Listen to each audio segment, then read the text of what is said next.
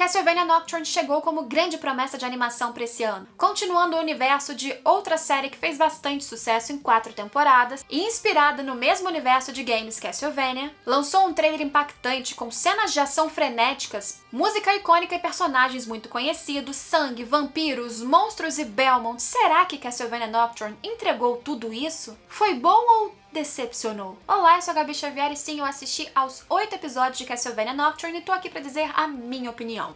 Pra você que é uma pessoa perdida, Castlevania Nocturne é uma continuação do mesmo universo de Castlevania, a animação que já está completa na Netflix, a mesma plataforma, com 4 temporadas completas. Porém, não é exatamente uma continuação direta. É o mesmo universo, com os descendentes de personagens desta outra animação, mas se passa 300 anos depois, tem um outro protagonista e você não vai enxergar vários dos personagens anteriores aqui, até porque passou bastante tempo. Porém, à semelhança da outra animação, a gente tem mais uma vez uma história inspirada, tá? Inspirada é bom dizer, no universo do game Castlevania. Dessa vez, a inspiração na primeira temporada é no game Rondo of Blood. A promessa, segundo eles, é que se essa história continuar, eles chegariam inclusive na história de Symphony of the Night, talvez o game mais conhecido para o público mainstream. Porém, Rondo of Blood também tem muitos fãs e é um jogo bastante conhecido. Eu, inclusive, também já joguei esse, mas a minha opinião não estará aqui embasada necessariamente nas comparações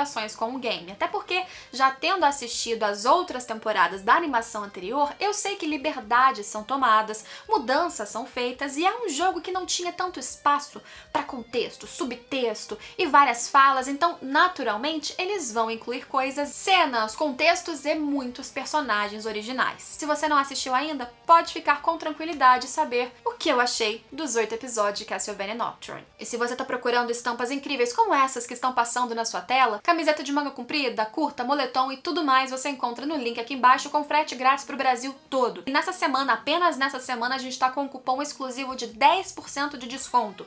Colocando o que você quiser no carrinho, você já ganha frete grátis acima de R$ 99,00 e com o cupom Gabi Xavier tem mais 10% de desconto, então aproveite depois em loja.com.br/Gabi-Xavier. O primeiro episódio de Castlevania Nocturne já abre com um prólogo, que inclusive é original, adicionando detalhes, traumas e momentos importantes ao passado do protagonista, Richter Belmont, já trazendo 2 personagens originais que apareciam no trailer, e sequência de lutas, poderes, sangue e morte desde os primeiros minutos. Sequências essas que inclusive tiveram nesse momento boa trilha sonora, excelente animação fluida e um design que é no mesmo estilo que a animação anterior, portanto claramente o mesmo universo. Depois disso, a história avança 9 anos e enfim chegamos no presente, em que mais vários outros personagens são somados àqueles já conhecidos dos fãs dos jogos e muita originalidade e diferença começa a aparecer no roteiro. 1792, na França, período da Revolução Francesa, e o próprio produtor executivo dessa série, que fica aqui registrado, é outro, diferente daquele de Castlevania, da outra animação. Clive Bradley disse que ele prestou atenção bastante nesse detalhe,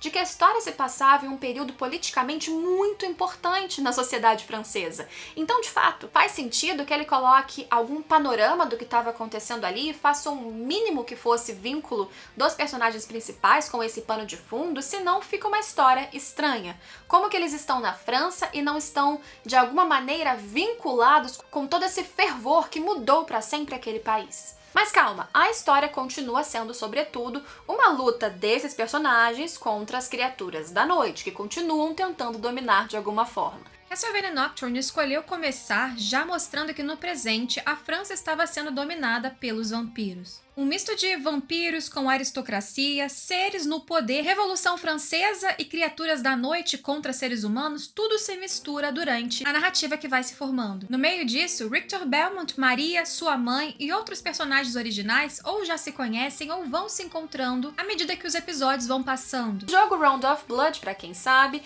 ele tem como antagonista o Conde Drácula, assim como foi no começo de Castlevania, a animação anterior. Porém, aqui não. Não é spoiler eu dizer pra vocês que não tem Drácula como grande vilão neste momento, pelo menos, de Castlevania Nocturne. Eles trazem outra personagem, outro papel, outros seres para serem os principais inimigos, o que é um ponto interessante porque cria uma grande incógnita. Ainda que este grande inimigo também seja uma referência dos jogos, Os seus motivos, porquês e toda a dinâmica ao redor deste plot são diferentes. Bem, o protagonista disso tudo aqui é Richter Belmont. Mais uma vez, um Belmont, famosa família aí que caça vampiros, carregando o lendário chicote sagrado da sua família, e há muitas referências visuais na sua roupa, a sua faixinha branca que vai aparecer e acontecer ao longo dos episódios com uma explicação original da série, porém, ele ganhou, como aconteceu com o Trevor, uma personalidade distinta. Pelo Richter no jogo e na série ter 19 anos,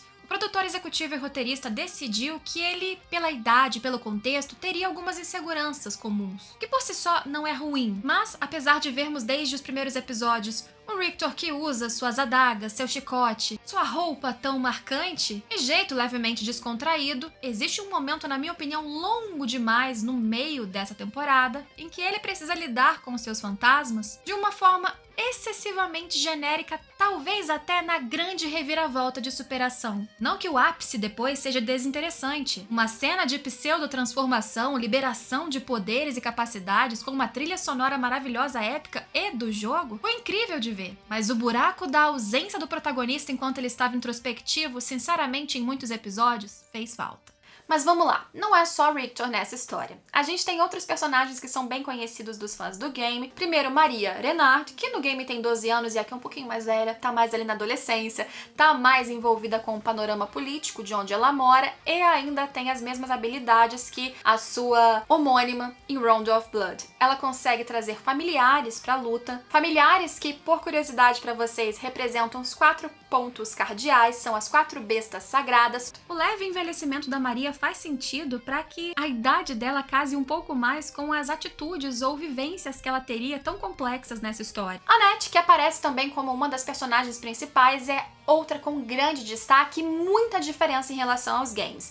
E antes que qualquer um reclame, eu acho que no caso dela é extremamente justificável, porque a Annette em Round of Blood é o caso romântico do Richter, que é sequestrado, e ela é básico roteiro de mocinha a ser resgatada. Não faria sentido, não faria sequer falta se cortassem ela seguindo esse mesmo protocolo que acontecia no game. Aqui, eles deram um outro passado, uma outra história, e aproveitaram essa chance de reescrever alguém para trazer inclusive contexto de outro país, porque a Annette, como já era dito no trailer, vem do Caribe, local com escravidão, local com outra religião. E partindo de uma personagem vazia ou sem quase nenhuma bagagem, chegamos em uma nova pessoa, trazendo contexto histórico, social, toda uma nova dinâmica de magia baseada em uma cultura, religião existente, em um passado que foi sinceramente muito proveitoso de acompanhar e descobrir aos poucos. O que me deixa muito triste ao saber que no meio disso tudo, ou mais na reta final, para lidar com uma nova perda, um novo trauma, Annette acaba sendo apagada, especialmente durante as lutas, em que ela era um dos, se não às vezes, o maior destaque. Vários personagens originais, desde vampiros, os vilões, os mocinhos, a própria Maria ganhou uma mãe que é a Tera, que nos jogos não tinha nada a ver com ela, e a personagem que inclusive faz a mãe da Maria, que eu considero sinceramente uma personagem original,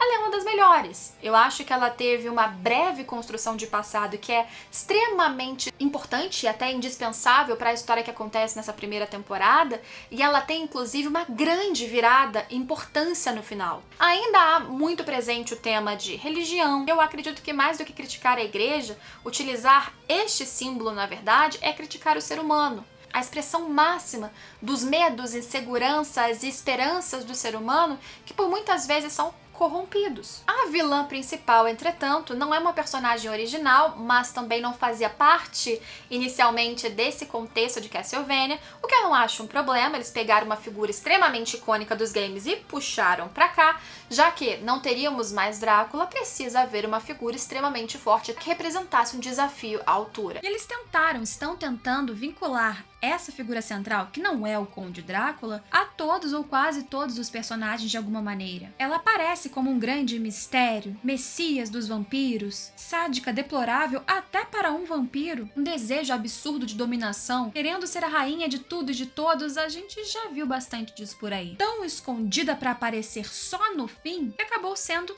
subaproveitada. Falando assim personagem a personagem, com tantos poréns para cada um, parece que eu não gostei, mas adianto novamente, eu curti vi a primeira temporada, mas há sem dúvidas muito potencial desperdiçado. Nos personagens antigos, nos personagens originais, é o mesmo universo, são os mesmos traços, a animação tá belíssima. Alguns planos mais estáticos de design são sensacionais, mas para uma animação de estreia, talvez tenham faltado aqueles ápices. Eu senti falta de mais referências, não para fazer aquele, uma referência ali e ficar levantando bandeirinha carteirada de fã.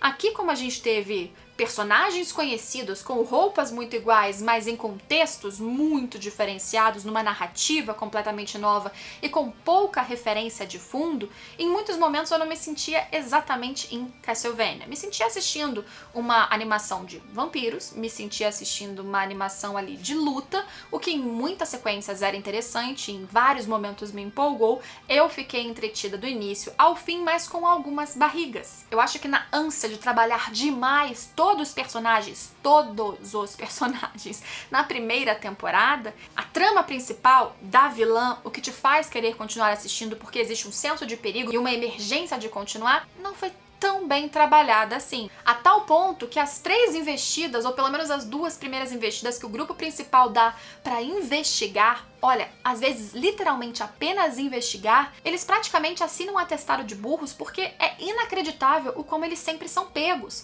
Não que o personagem precise ser infalível, eu acho ótimo que as falhas humanas apareçam, mas eles não conseguiram criar aquela virada deles serem descobertos ou de algo acontecer inusitadamente pra batalha começar, pra alguém morrer, pro perigo aparecer. Simplesmente pareciam personagens ingênuos e burros toda hora cometendo a mesma cagada, e isso me tirava um pouco de tela. Muitas boas ideias, talvez mal aproveitadas, talvez mal articuladas. Qual é mais importante nesse episódio? É discutir o panorama ou o drama da figura, a criatura da noite vampira que tá vindo aí? Pode ter tudo isso, a família, a religião, a sociedade, o indivíduo, mas às vezes eu acho que eles não souberam calibrar muito bem. E um descompasso, um desequilíbrio de quem aparece mais, quem aparece menos, inclusive o protagonista, tirou, na minha visão, um pouco do brilho dessa temporada que prometia tanto. Não é ruim por isso, mas podia ser muito melhor. Ou talvez eu que estivesse com a expectativa muito alta, quem sabe. A parte boa é que o protagonista, sim, lá pelo episódio 7, ele teve a sua grande revelação, reviravolta, e agora ele tá pronto, aparentemente, pra ser o protagonista que ele precisa ser. De novo, não porque o protagonista tenha que ser o badass incrível que nunca erra, mas faltava aquele brilho nas cenas, inclusive, de luta no Belmont. E finalmente, depois de uma grande virada, aquele momento clássico de despertar que teve, aí sim, aquela trilha maravilhosa que tá no trailer, inclusive. Quando veio a trilha, fiquei arrepiada, sou vendida mesmo. Nesse momento, eles também souberam trazer para a animação mais capacidades mágicas e de batalha do Richter em relação ao game, justificando com os personagens que a gente já viu lá na outra animação.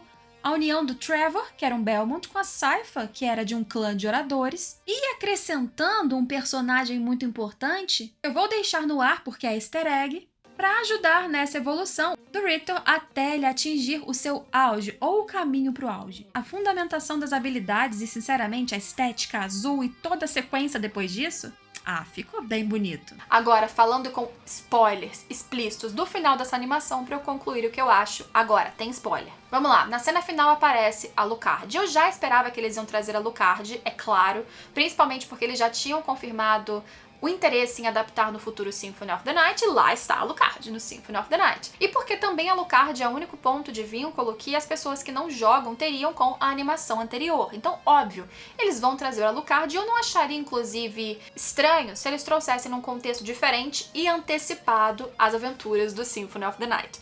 Mas eu acho que eles trouxeram cedo demais. A cartada Alucard, pra mim, foi jogada na nossa cara não ter certeza que segurariam essa história e este público sem trazer o vampirão no final das contas. A tal ponto que quando chega uma espada do nada salvando essa galera na cena final, eu achava que era o Olrox que tava lá em depressão, sem saber se ele se juntava à galerinha ali do bem ou se ele continuava escondido, se ele admitia o seu amor pelo cara ou não. Pensei até no velho Belmont que tava lá, sei lá, né, vai que ele foi com suas últimas forças, o cara sempre foi considerado nos games mesmo e na história da animação um prodígio. Não, aparece o Alucard, com a paleta brilhante, branca, em referências já ao Symphony of the Night, bem diferente do que ele tava, inclusive 300 anos antes na animação anterior, e só. uma super referência, um super easter egg, um fanservice danado, que pode ser que funcione para as pessoas como um gancho e animação de final de temporada, mas eu fico pensando como ele será trabalhado dali pra frente. Ou